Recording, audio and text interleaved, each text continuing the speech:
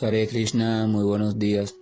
Namo Om Vishnupadaya Krishna Prestaya Bhutale Srimate Bhaktivedanta Swaminiti Namine Namaste Saraswate Deve Gauravani Prasharine Nirvishesha Sumnyabadi Pachatya Deshatarine Jayatri Krishna Chaitanya Prabhunitanam Datri Abdvaita Gadabdara Srivasadi Gaura Bhaktavrinda. Hare Krishna, Krishna Krishna, Hare Hare, Hare Rama, Rama Rama, Hare Hare. Hare Krishna reiterados, vamos a continuar con las lecturas y propuestas de reflexiones sobre algunos de los textos del siempre radiante, trascendental y maravilloso Srimad Bhagavatam, el cual sin lugar a dudas es la encarnación literaria del propio Señor Supremo y por tanto tiene la capacidad absoluta de liberarnos siempre y cuando abramos nuestro corazón a Él con total sinceridad y absoluta fe. Estábamos en el punto donde el rey Yudhishthira y sus hermanos los Pándavas, acompañados también por Krishna y demás personas de la familia y amigos, se encaminaron hacia el lugar del campo de batalla de Kurukshetra, donde yacía en un lecho de flecha el abuelo Bhismadeva, que era el abuelo de todos los Pándavas, que había luchado en el bando opuesto, o sea, en el bando de los Kurus, por determinadas razones históricas de moralidad y una palabra que había dado de honor, de siempre estar defendiendo a ciertas personas, ¿verdad? Y él simplemente estaba cumpliendo con esa palabra. No era que sentía odio por los Pándavas ni nada por el estilo, sino que su ética militar, lo llevó a estar de ese bando. Aún así, ¿verdad? Ellos van para allá y habían llegado a ese lugar. El texto número 2 dice lo siguiente: en esa ocasión, todos sus hermanos, o sea, los hermanos de Yudhishthira, el rey Pándava, lo siguieron en hermosas cuadrigas, tiradas por caballos de primera que estaban adornados con ornamentos de oro. Con ellos se encontraba Vyasa Rishi, Vyasa, y Rishis como Daumya, que era el erudito sacerdote de los Pándavas, además de otros Rishis. La palabra Rishi se refiere a grandes sabios, grandes santos o conocedores de la ciencia trascendental y del Señor. El texto 3 dice: oh sabio entre los brahmanas, el Señor Sri Krishna, la personalidad de Dios, sentado con Arjuna en una cuadriga, también lo seguía.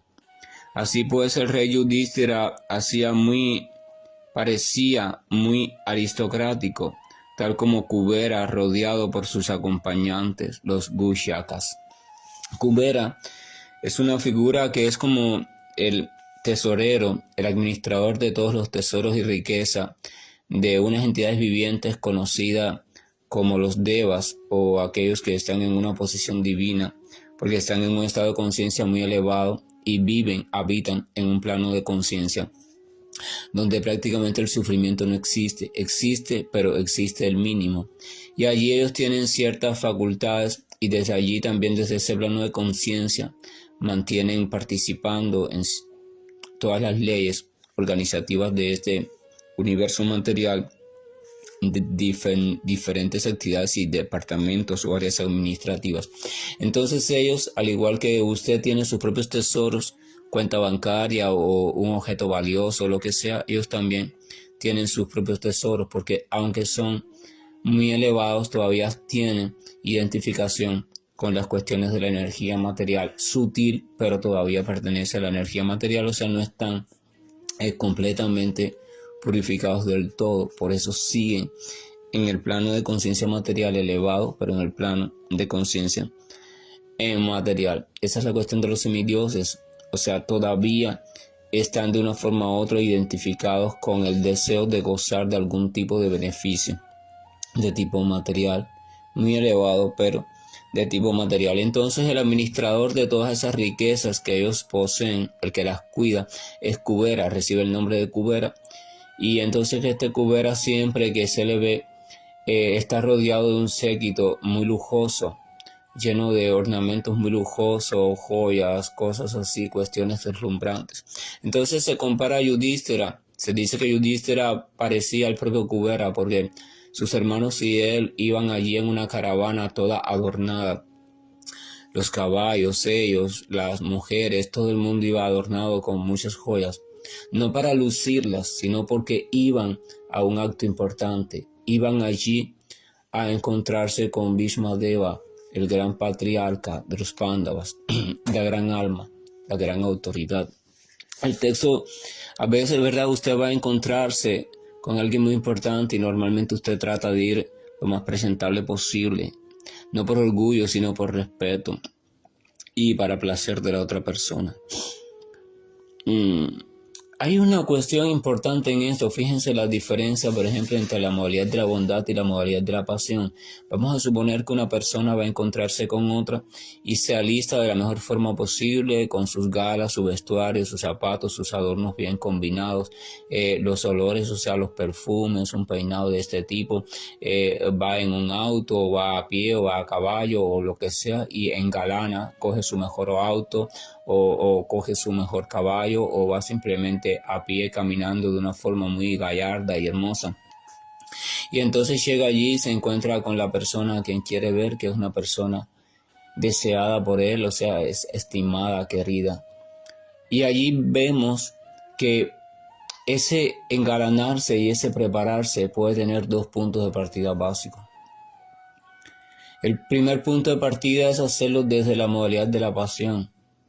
O sea, quiere mostrar toda su belleza, quiere mostrar todo su lujo, quiere mostrar todo su poder. O sea, lo hace para él sentirse feliz de sí mismo, de su propia imagen. Por tanto, él quiere darse felicidad a sí mismo al llegar e impresionar, ¿verdad? O sea, realmente se está vistiendo y preparando para sí mismo, para su propio orgullo.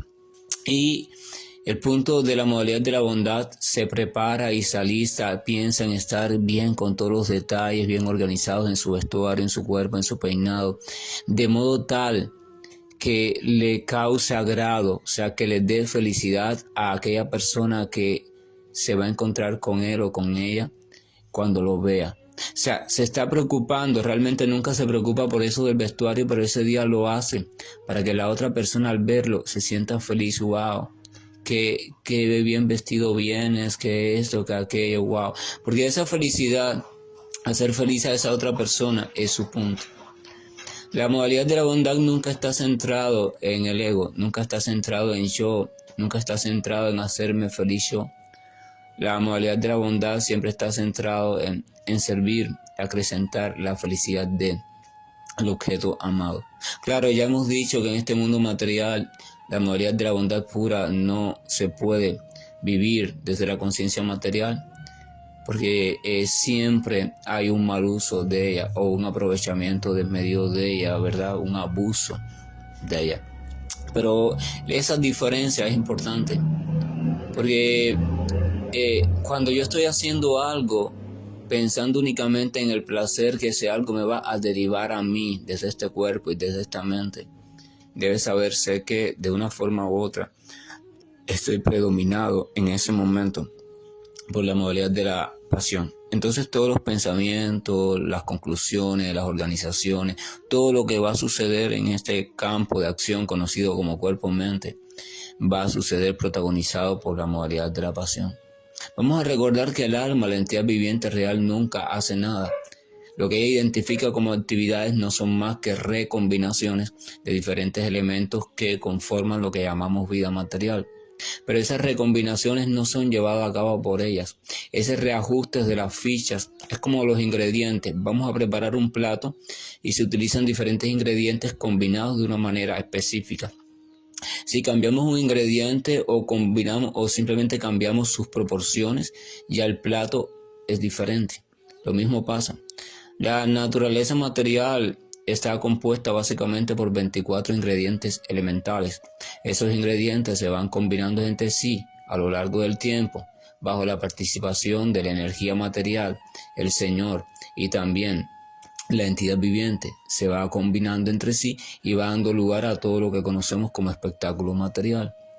Pero entonces lo que dirige a ese espectáculo, por decirlo así, o sea, las diferentes tipos de programación que se encarga de esa recombinación, está en lo que se conoce como modalidades o modos de funcionamiento de la naturaleza material, que están siempre allí. Entonces, por el tipo de espectáculo y sus cualidades, yo puedo determinar qué modo es el que está rigiendo, aunque todos estén presentes, cuál es el que está predominando en un momento. Entonces, frente a cada comportamiento mío, en vez de seguir pensando que es un comportamiento mío como alma espiritual, debo comprender que el alma no tiene comportamientos. Por tanto, es un tipo de espectáculo dirigido por las tres modalidades de la naturaleza en diferentes combinaciones: ignorancia, pasión y bondad. Entonces yo estudio el comportamiento, estudio la mente, el pensamiento, la reacción, y puedo distinguir la motivación que me lleva a ello, y puedo distinguir, mira, por sus cualidades y el conocimiento que ya yo he desarrollado, este pensamiento que yo estoy teniendo no es más que eso, no es más que un espectáculo de la modalidad de la pasión, porque la verdadera finalidad de él es obtener placer yo. Si se trata de hacer todo esto para obtener placer yo, de algún modo, aunque sea un placer sutil, entonces está siendo predominado por la modalidad de la pasión. Si se trata para el beneficio de otros diferente a mí y sin buscar ningún interés personal, está siendo predominado, no absoluto, sino predominado por la modalidad de la bondad en ese momento. Y si se trata de la inercia y de la oscuridad, donde no siento ninguna motivación a actuar de ningún sentido, sino que mi vida es así, pura inercia, no hay motivación para nada, no hay estímulo para nada, todo me da igual porque a mí nada me interesa, ni siquiera tengo conciencia de que estoy vivo, yo vivo como un zombie, entonces estoy en la modalidad de la ignorancia. La ignorancia está caracterizada por la oscuridad, la inercia, la apatía, no hay motivación, no hay meta, no hay nada. La pasión está caracterizada por el movimiento, la actividad, la creatividad, pero también por una velocidad excesiva, o sea, hay actividad pero no hay cordura, los deseos, los instintos, mis anhelos, mis metas son quienes me arrastran y me dirigen. Y la bondad está caracterizada por una conducta reflexiva. Nadie puede funcionar en este mundo material bajo bondad pura, porque no es posible. Pueden funcionar predominados por la bondad, pero siempre van a haber aspectos relacionados a la pasión y relacionados a la ignorancia allí. Así como no hay un platillo que se pueda hacer con un solo ingrediente. No hay ningún plato, absolutamente ninguno, que se pueda hacer con un solo ingrediente, porque, por ejemplo, si usted va a hacer un simple puré, una papilla con una sola vianda, usted al menos siempre le echa una pizca de sal, o al menos tiene que utilizar el agua para hervir esa vianda. O sea, porque si simplemente pone la vianda cruda ahí y la aplasta, no es el platillo todavía, es simplemente la vianda aplastada. Tiene que cocinarlo, o sea, no siempre va a haber la presencia de esos elementos. Entonces, yo debo siempre, eso es importante, aprender a meditar sobre eso, porque de acuerdo a aquello que esté a cargo de la realización de un pensamiento, de una actividad, va a ser el resultado. Las actividades o pensamientos que provienen de la pasión o predominados por la pasión me van a reforzar más mi esclavitud hacia la pasión. Las que provienen de la bondad me van a reforzar más mi apego hacia la bondad. Y aquello que proviene de la ignorancia va a hundirme cada vez más en la ignorancia. Entonces, purificación significa ir logrando de manera consciente que en todas las áreas de mi vida, comenzando por las más fáciles, e irlas llevando a las otras, mis incentivos y las formas en que las cosas se desarrollan estén siendo cada vez más guiados por un predominio de la bondad y menos guiados por el predominio de pasión y de ignorancia. Pasión y ignorancia también son necesarios en este mundo material, pero no deben ser los predominantes.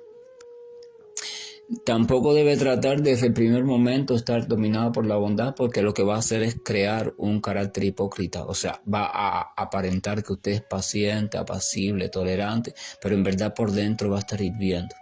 De eso de nada sirve.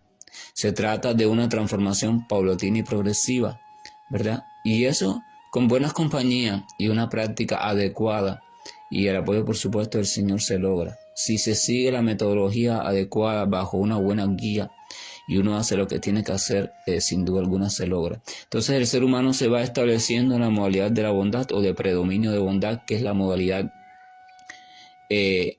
real para la cual está preparada el ser humano. Y cuando él se establece en esa modalidad, entonces ya de por sí esa modalidad transforma nuestra vida y la del mundo entero. Y después, a partir de ahí, el ser humano está listo entonces para comenzar de manera cierta el camino hacia Dios. No se puede transitar hacia Dios ni hacia una comprensión de la relación amorosa con Dios desde la modalidad de la ignorancia o de la pasión. No es posible. Hay que llegar al predominio de la modalidad de la bondad. Y entonces desde allí es que uno está completamente estable. Porque en la modalidad de la pasión la mente nunca está estable. La mente es tempestuosa en la modalidad de la pasión. Siempre está o recordando algo, o creando algo, o pensando en algo, o cogiendo genio por algo, o frustrándose por lo que no le salió bien, o estresándose, o poniéndose ansiosa. Está siempre así. La modalidad de la pasión es muy tempestuosa. Cuando está predominando, muy tempestuosa. En la modalidad de la ignorancia tampoco es posible, porque en la ignorancia no hay ni siquiera pensamiento. Uno vive en un nivel de instinto básico, de conservación de la vida, comer, dormir, beber, simplemente eso. Se derrumbó el mundo, se derrumbó, sé eso. No hay ni siquiera sentimientos así que me muevan, no hay meta, no hay sueños, no hay. Es la inercia, no hay movimiento. ¿Verdad? Es así, es como un lodo muy denso, mientras que la pasión es como un río que baja de la montaña, pero muy agresivo, muy lleno de fuerza. Entonces la bondad es como un lago, no es fango, no es corriente tempestuosa, hay agua, pero no está ni enlodada ni tempestuosa en una corriente destructiva, sino que está quieta, transparente, está allí. Entonces solamente desde ese estado es que se puede ver las cosas o el reflejo que es este mundo tal y como es.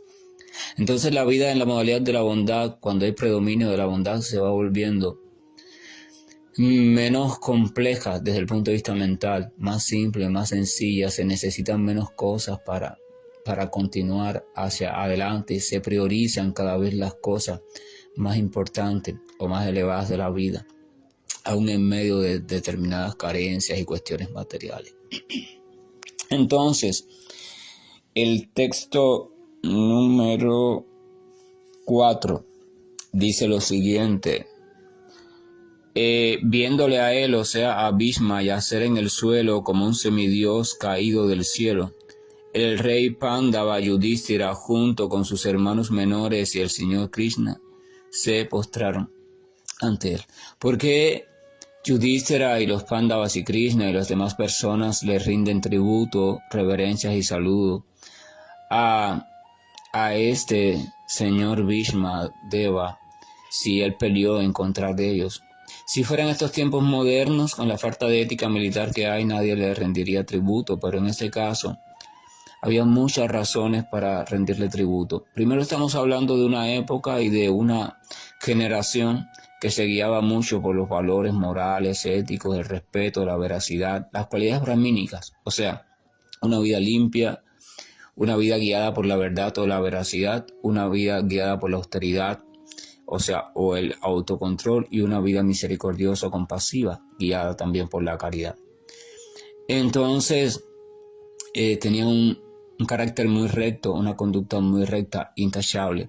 Y aquí frente a ellos tenían a varias cualidades. Primero tenían a su abuelo, porque Bhishma Deva era su abuelo, por tanto ya por ahí merecía respeto. Tenían a un mayor de la familia, una persona mayor, merecía respeto por eso.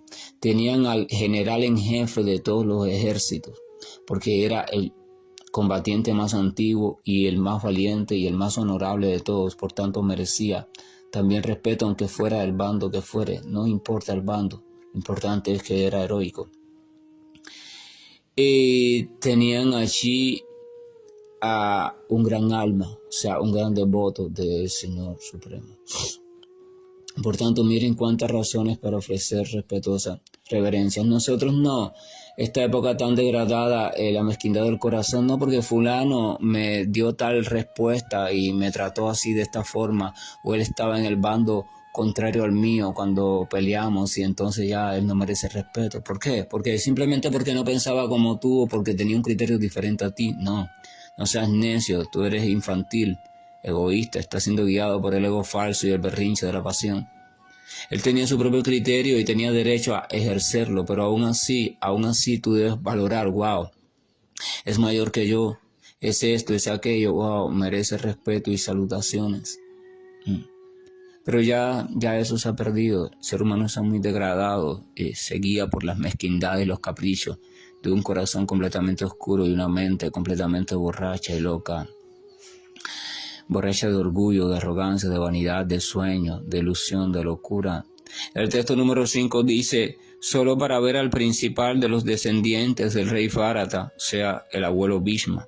Estaban allí reunidas todas las grandes almas del universo, es decir, los rishis y los semidioses, brahmanas y reyes, situados todos bajo la influencia de la modalidad de la bondad, o sea, sin lugar a duda, Bhishma Deva no era cualquier elemento, era una gran personalidad porque allí también vinieron a verlo. Grandes reyes santos, grandes sabios, semidioses tomaron conciencia de ese momento también para verlo. Así que algo importante era Bhishma Deva y algo importante iba a decir Bhishma Deva antes de morir, que nadie quería perderse ese espectáculo. El texto número 6 y 7 dice, todos los sabios estaban presentes, tales como Parvata Muni, Narada, Daumya, Vyasa, Brihadashva, Bharadwaja, Parashurama y sus discípulos, Vashishta, Indravamada, Tirtha, Grishamada, Ashita, Kashivan, Gautama, Atri, Kaushika y Sudashana. Fíjense cuántas personalidades de la época respetables en el mundo trascendental no estaban presentes allí. Y muchos otros llegaron allí, tales como Sukadeva Goswami y otras almas purificadas, Kashyapa, Angirasa y otros, acompañados todos por sus respectivos discípulos.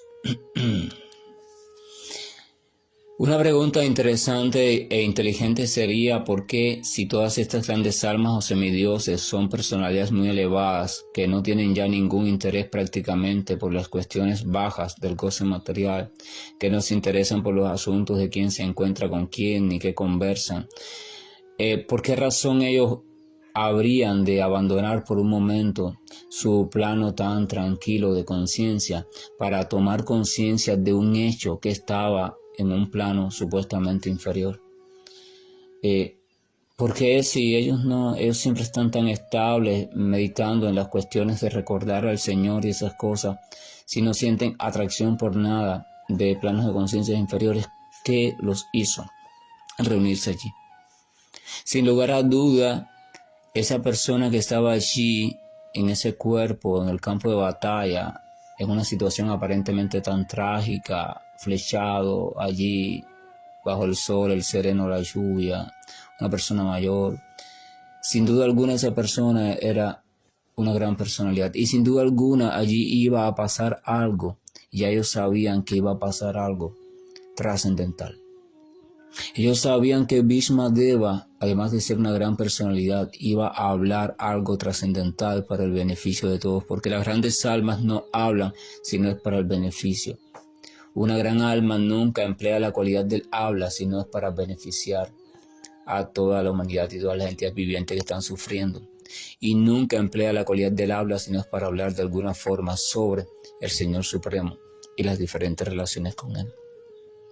Entonces, cuando eso va a suceder, que sucede muy raras veces, todos los grandes sabios que están en una conciencia muy elevada lo saben enseguida. Ellos lo saben porque ellos están conectados Ellos son conscientes de que son parte de todo y están conectados. Y ellos dicen, wow, va a pasar tal suceso, no me lo puedo perder. Y todos van allí. Como un concierto, un cantante famoso. Van miles y millones de gente de diferentes países, continentes, vuelan con días de antelación para no perderse el concierto. Bueno, lo mismo pasa cuando un famoso trascendentalista va a dar una enseñanza, cuando le tocó el momento de actuar a él, de salir a escena. Nadie se quiere perder el asunto. Los trascendentalistas de verdad, primero se enteran y segundo no se lo pierden por nada. Pero nosotros decimos que amamos a Dios, que lo queremos, que nuestra fe por Él, que damos la vida, bla, bla, que tenemos una biblioteca entera que habla de Dios en nuestra casa, que vamos al templo todos los días, día y noche, que tenemos hasta un colchoncito para dormir ahí a los pies de no sé qué, de grandeidad, bla, bla, bla. Y sin embargo, no sentimos ansiedad, no sentimos gusto, no sentimos locura por escuchar las cuestiones de Dios o por atender, servir o prestar algún tipo de servicio, aunque sea básico, a aquel peregrino sincero que ande predicando sobre el amor por Dios. Entonces parece contradictorio.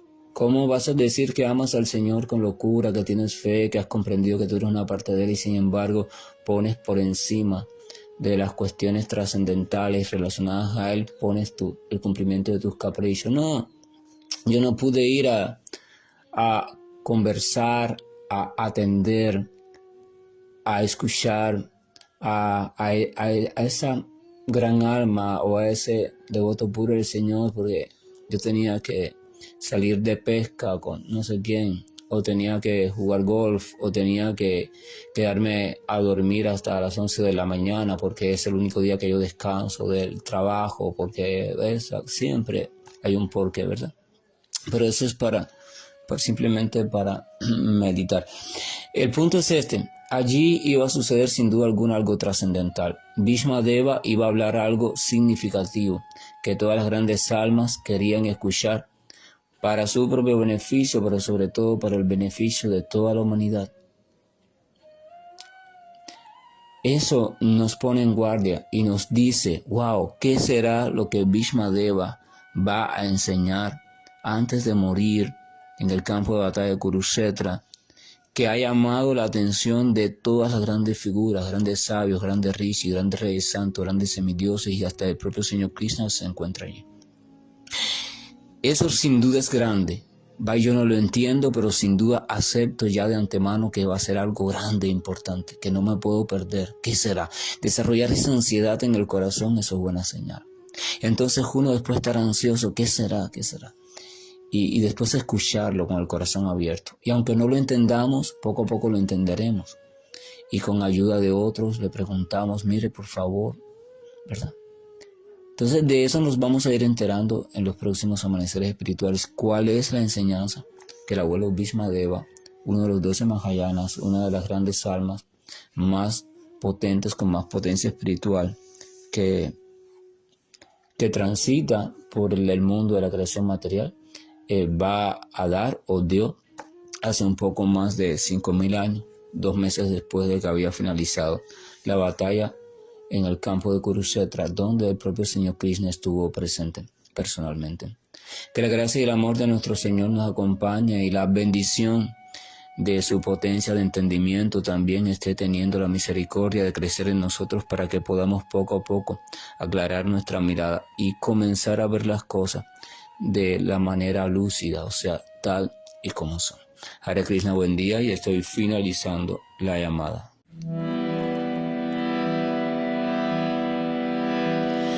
Hare Krishna, Hare Krishna,